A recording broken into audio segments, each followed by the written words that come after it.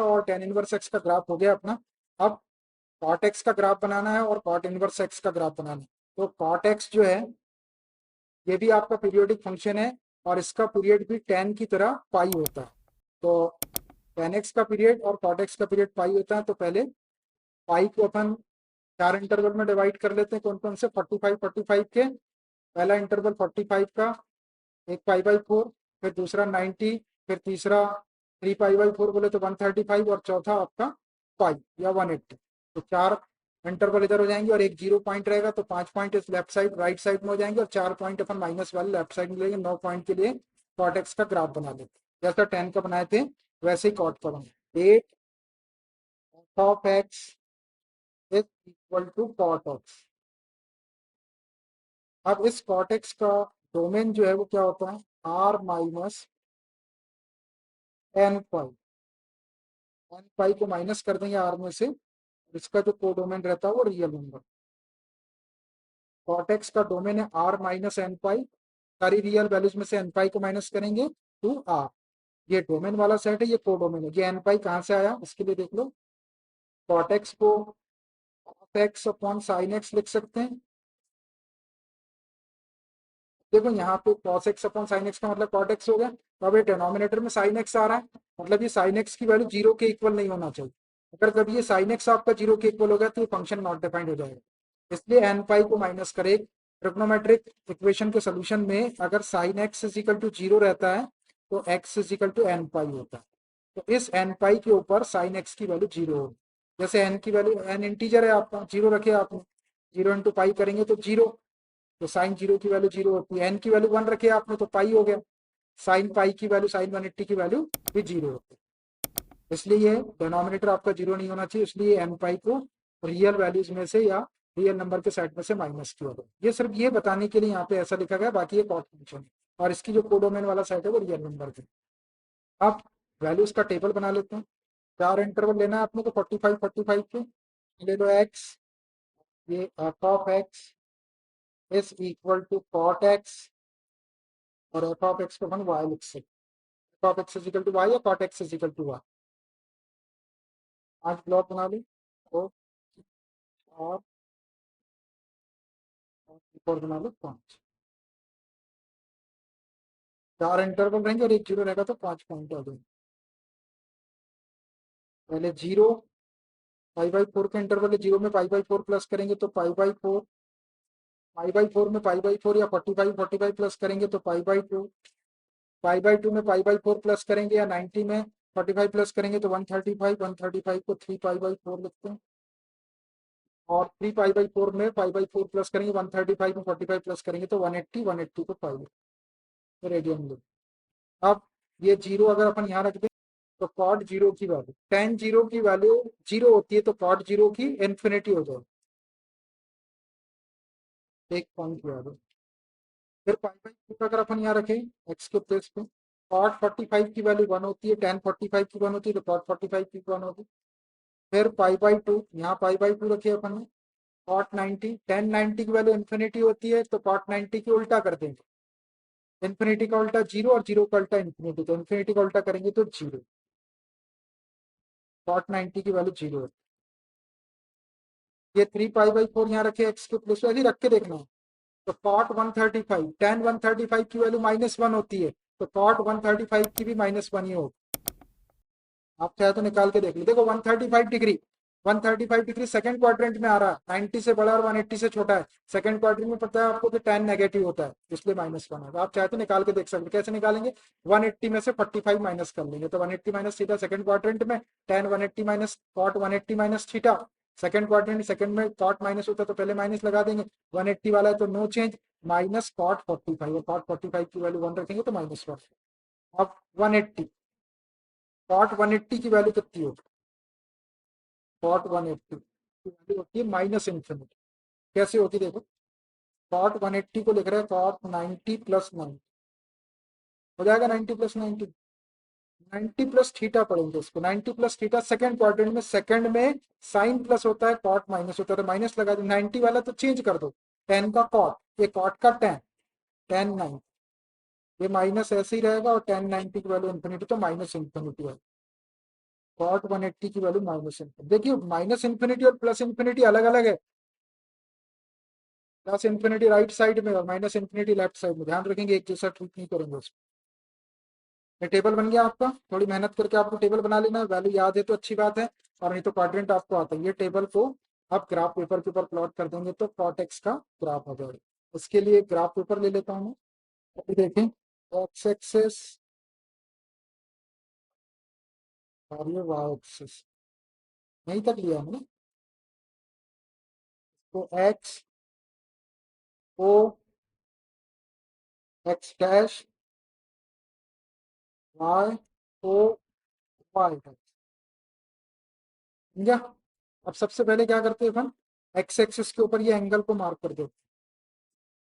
पहला एंगल है जीरो, तो जीरो तो यहीं पे आ जाएगा ऊपर ऊपर। पाई बाई फोर, यहाँ पाई बाई फोर ले लेते हैं, यहाँ पाई बाई टू ले लेते हैं, यहाँ 3 पाई बाई 4 और यहाँ पाई। कर लो इसका मार्क, ये पाई बाई 4, यहाँ पे ले लो पाई बाई 2, यहाँ पे ले लो 3 पाई बाई 4, यहाँ पे ले लो पाई।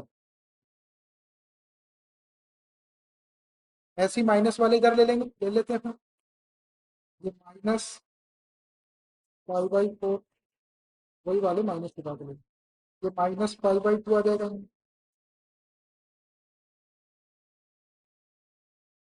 यहाँ पे -3 पाई बाई 4, यहाँ पे -पाई।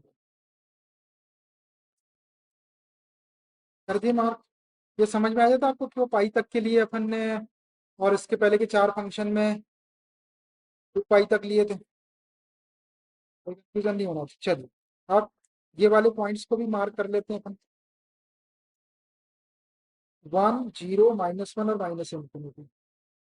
1 तो आपका यहाँ आ जाएगा ना, ये 1 रहेगा। -1 आपका यहाँ आ जाएगा नीचे, ये -1। 0 आपका ये आ गया, बस इन्फिनिटी आपका ऊपर आएगा, वाई की वैल्यू ना, और माइनस इन्फिनिटी आपका नीचे आएगा। शायद तो यहाँ पे अपन लगा सकते हैं, है नहीं यहाँ पे, और आगे तक के आएंगे। जैसे अपन ने ये मार्क किए थे 1 -1 और ये 0, 2 और 0। अब क्या करते हैं अपन, ये इन्फिनिटी वाली वैल्यू देख रहे हैं, इसमें तो जिस जिस एंगल के ऊपर इन्फिनिटी दिख रही है वहाँ डॉटेड लाइन लगा देते हैं अपन। जीरो वाली लाइन आपकी ये है ना, एंगल जीरो ये है, वाई एक्सिस के ऊपर है एंगल, तो ये वाली लाइन को डॉटेड बना देते वाई एक्सिस है, इसको डॉटेड। जीरो के ऊपर वैल्यू इन्फिनिटी है इसलिए इसको डॉटेड बना दो। फिर पाई के ऊपर माइनस इन्फिनिटी है तो पाई के ऊपर बना दो, तो पाई कहाँ पे है, ये पाई है ना, यहाँ पे बना दो, डॉटेड कर देंगे इसको।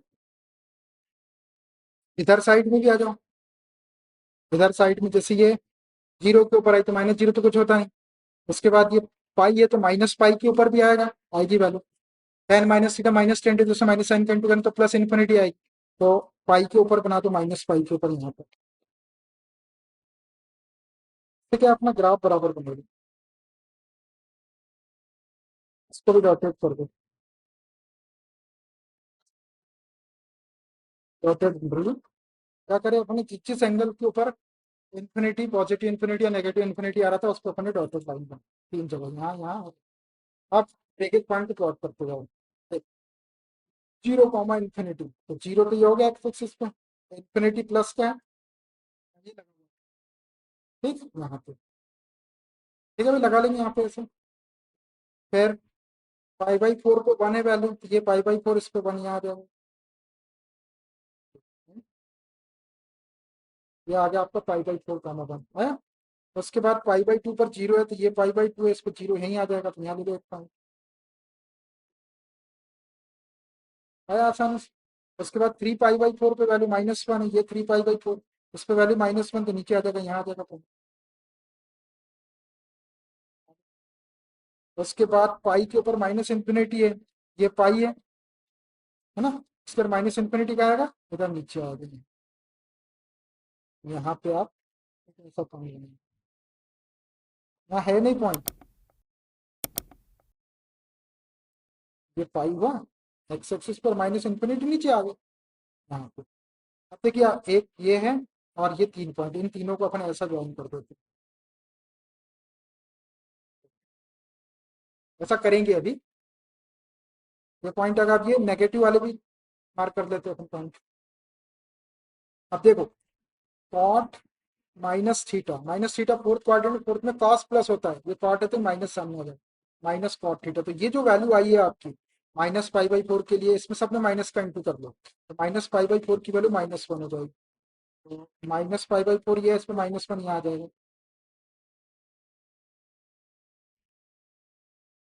आ जाएगा।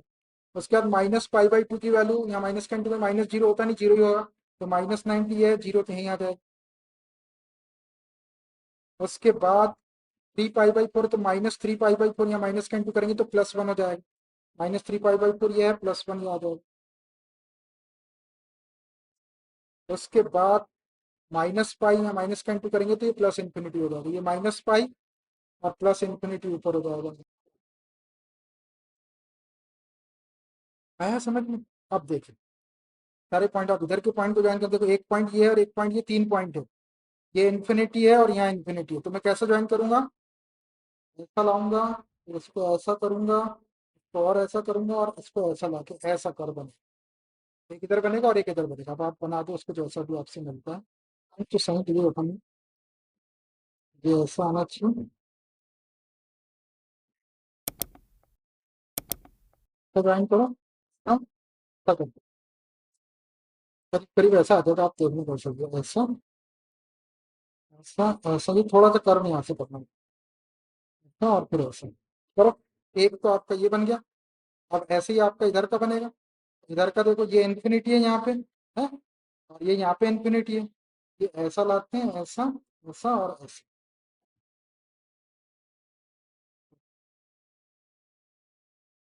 ऐसा बना। अब बना है करीब करीब ठीक, ऐसा बना लो, जैसा ये बना है वैसे ये भी बनेगा, सेम बनेगा वैसे। थोड़ा सा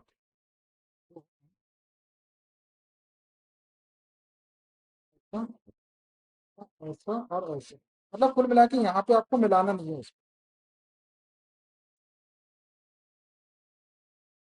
बन गया होगा आपका, तो बन गया होगा, तो देखो बस ये दो ही दिखेंगे आपको, एक एक ये दिखेगा ऐसा और ऐसा, और बाद में और इसी टाइप के आते जाएंगे ऐसे, इधर देंगे इधर देंगे, तो पाई के बाद में रिपीट होता जाएगा।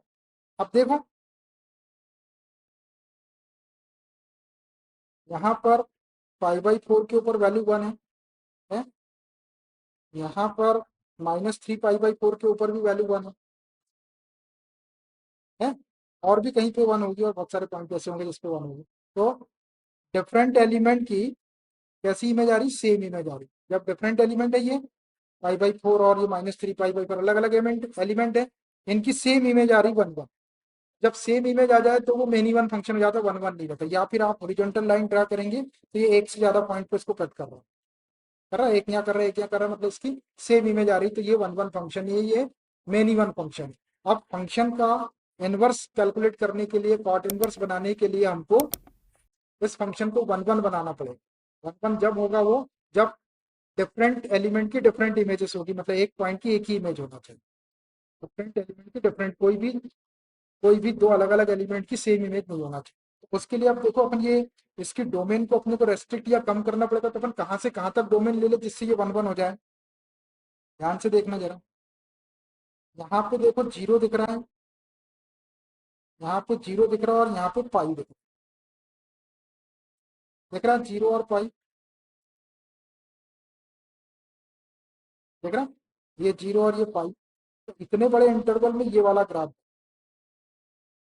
अब ये एक एलिमेंट के लिए एक ही वैल्यू दे रहा है, π/2 पे वैल्यू जीरो है, π/4 पे 1 है, 3π/4 पे वैल्यू -1 है, जीरो पे इन्फिनिटी है।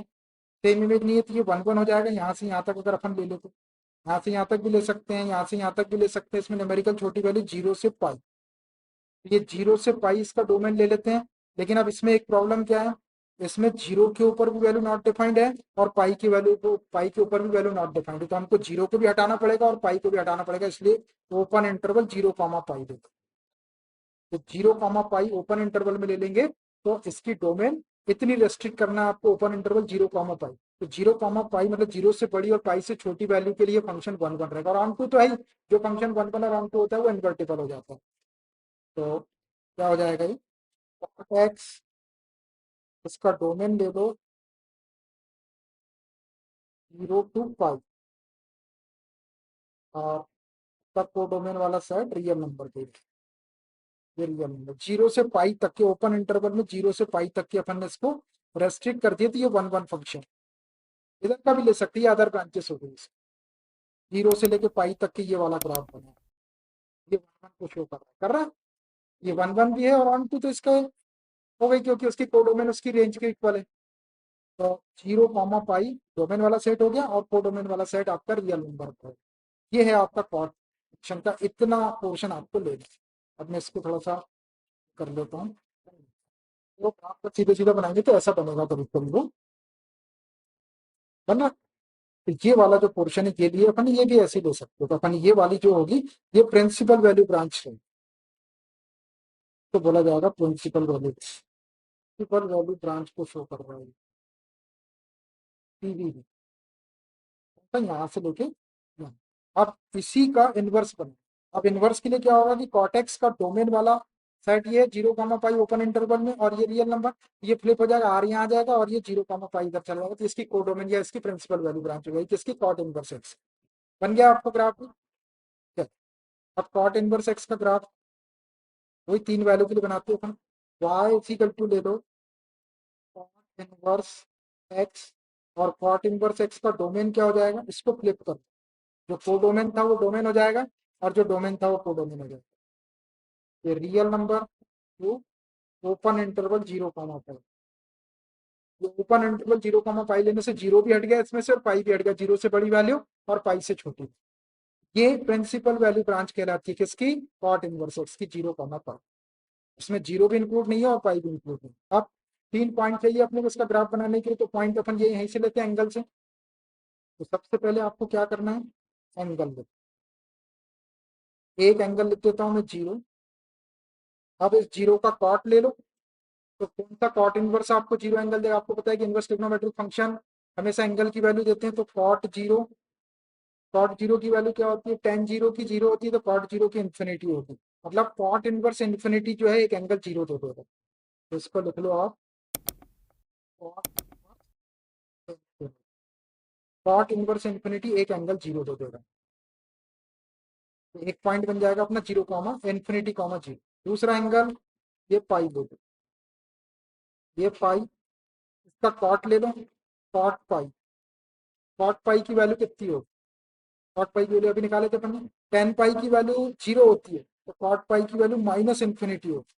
तो आप मेरे को अपन निकाले कॉट पाई की वैल्यू, ये कॉट पाई की वैल्यू -इन्फिनिटी, तो कौन सा इनवर्स ट्रिग्नोमेट्रिक फंक्शन आपका पाई दे देगा, कॉट इनवर्स -इन्फिनिटी आपका पाई दे देगा, कॉट इनवर्स -इन्फिनिटी आपका एंगल पाई दे देगा, क्योंकि कॉट पाई की वैल्यू -इन्फिनिटी होती है, तो कॉट इनवर्स -इन्फिनिटी की वैल्यू पाई हो जाएगी। अब 0 और पाई के बीच में एक एंगल क्या आएगा, 90 आएगा, पाई/2, एक एंगल पाई/2 दे, कॉट पाई/2, कॉट 90 की वैल्यू, 1090 की वैल्यू इन्फिनिटी होती है, कॉट 90 की 0 हो जाएगी, तो कॉट इनवर्स 0 जो है आपको एंगल पाई/2 दे देगा, कॉट इनवर्स 0, कॉट इनवर्स 0 आपको एक एंगल पाई/2 दे देगा। बन गया, ऐसे 3 पॉइंट, अब इसको लिख दो आप चाहो तो, पॉइंट बना के लिख देता हूँ, यहाँ पे पॉइंट बन गया, एक्स की वैल्यू पाई, एक्स की वैल्यू इन्फिनिटी, वाई की वैल्यू 0, इन्फिनिटी, 0, एक पॉइंट बन गया। दूसरा पॉइंट -इन्फिनिटी, एक्स की वैल्यू -इन्फिनिटी, वाई की वैल्यू पाई। तीसरा पॉइंट एक्स की वैल्यू 0, वाई की वैल्यू पाई/2, 0, पाई/2। देखो ये 3 पॉइंट आ गए अपने पास, ये तीनों पॉइंट को ग्राफ पेपर पे प्लॉट कर देते और ज्वाइन कर देंगे, तो कॉट इनवर्स एक्स का ग्राफ आ जाएगा। चलिए इसके लिए ग्राफ पेपर ले लेता हूँ, तो वो जो एक्स एक्स डैश, वाई, ओ वाई अब एक्स एक्सिस पे इन्फिनिटी, माइनस इन्फिनिटी और जीरो प्लॉट कर, वाई एक्सिस के ऊपर जीरो, पाई और पाई बाई। तो पहले एक्स एक्सिस के ऊपर क्या क्या, इन्फिनिटी, तो इन्फिनिटी तो आपका यहाँ आएगा प्लस इन्फिनिटी, तो यहाँ पे मैं उसे मार्क कर देता हूँ। उसके बाद एक माइनस इन्फिनिटी आएगा, माइनस इन्फिनिटी यहाँ आ जाएगा, ये मार्क कर लो ऐसा। उसके बाद में जीरो, तो जीरो तो आपका ये हो गया तीनों पॉइंट एक्स एक्सिस पे। अब वाई एक्सिस पे आपको ये वाले पॉइंट होंगे, जीरो, पाई और पाई बाई टू। तो जीरो ये हो गया, यहाँ पाई बाई टू ले लो और यहाँ पाई ले लो, ये पाई बाई टू और इसको ले लो पाई, तो पाई, ठीक है, जीरो, पाई बाई टू और पाई, है ना। अब देख लो कि कौन से एंगल के ऊपर आपको वैल्यू इन्फिनिटी मिल रही है, उसको अपन डॉटेड लाइंस पे ड्रा कर लेते हैं। तो जीरो के ऊपर इन्फिनिटी वैल्यू मिल रही है, देख लो, अरे जीरो एंगल के ऊपर इन्फिनिटी, तो जीरो एंगल ये वाला है, तो इसको इसके ऊपर डॉटेड लाइन, तो अब ये एक्स एक्सिस के ऊपर ही आ रहा है जीरो एंगल, तो इसको डॉटेड बना देता हूँ मैं एक्स एक्सिस को, इसको डॉटेड बना दो, तो अपने को ग्राफ ड्रा करने में आसानी होगी। अब पाई एंगल के ऊपर माइनस इन्फिनिटी है, तो पाई ये है आपको, पाई के ऊपर ये यहाँ भी बना दो, आप तो भी डॉटेड बना दो, जहाँ पे इन्फिनिटी एंगल इन्फिनिटी रहता है वहाँ पे अपन इसको डॉटेड लाइन से बना दो। और तो कोई जगह नहीं आ रहा, पाई बाई टू पे तो जीरो है, बस अपना ग्राफ इसके पीछे बन जाए। आप ये पॉइंट्स को प्लॉट करें, पहला पॉइंट है इन्फिनिटी कॉमा जीरो, तो इन्फिनिटी तो ये है प्लस इन्फिनिटी एक्सेस, और जीरो आपका यहीं आएगा, तो यहीं रहेगा। क्या दूसरा पॉइंट माइनस इन्फिनिटी कॉमा पाई, तो माइनस इन्फिनिटी ये है और पाई आपका ऊपर हो जाएगा, तो यहाँ आ जाएगा। यहाँ पे पॉइंट नहीं है, जब माइनस इन्फिनिटी यहाँ है तो पाई यहाँ है, यहाँ पे ऐसा लगा, पॉइंट नहीं मिलेगा आपको, क्योंकि ये तो जितना अपन माइनस इन्फिनिटी पे इधर जाएंगे उतना ही आपका ये भी आता जाएगा, तो यहाँ लगा दो कैसे मार्क। उसके बाद जीरो कॉमा पाई बाई, यहाँ से मिलेगा पॉइंट, ये जीरो और वाई एक्सिस पाई बाई भी है, यहाँ आपको एक पॉइंट मिलेगा, देखो एक्स एक्सिस पे जीरो और वाई पे पाई बाई। अब ये एक पॉइंट मिला, अब इस एक पॉइंट को आपको ज्वाइन करना है, यहाँ से ऐसा ज्वाइन कर दो और यहाँ से ऐसा कर दो, बस ऐसा ग्राफ बन जाए, करीब करीब ऐसा बन जाए। ज्यादा इल्चाड़ी करूंगा नहीं मैं इसमें, नहीं तो फिर वो मेरे हाथ से बिगड़ जाता है। आप देख लो ये ऐसा, तो मिलाना नहीं है इन्फिनिटी पे, ऐसा लाके ऐसा इस पे ज्वाइन करो और ऐसा ले जाके ऐसा करो, एक ही पॉइंट था वहां पर, बाकी तो ये तो इन्फिनिटी वाले थे। ये प्रिंसिपल वैल्यू ब्रांच जो थी अपनी ये वाली, इसी का ग्राफ बना है ये, इसकी मिरर इमेज है ये, तो y is equal to cot inverse x, ये y is equal to cot inverse x का ग्राफ, ठीक है भाई आप, हो गया। देखो ये कॉट एक्स का ग्राफ है,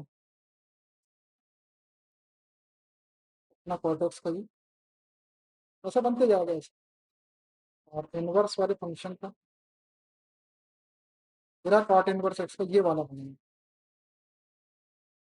तो इतना बनाया अपन ने प्रिंसिपल वैल्यू का ये वाला ऐसा, ठीक है ये वाला ऐसे ही बनाया नहीं, ऐसा आके ऐसा गया ये ऐसा, बाकी किसी अदर ब्रांचेस का और बनाया अपन ने नहीं बनाया, अपन ने केवल प्रिंसिपल वैल्यू ब्रांच का इतना ही बनाया, तो कहते हैं ग्राफ।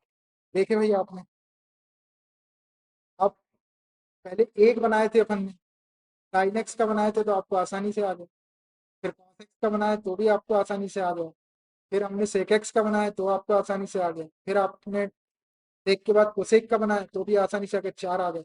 उसके बाद टेन का बनाया आ गया, उसके बाद कॉट का बनाया आ गया, छह आपने ट्रिग्नोमेट्रिक फंक्शन के बना दिए, sine cos sec cosec tan और कॉट।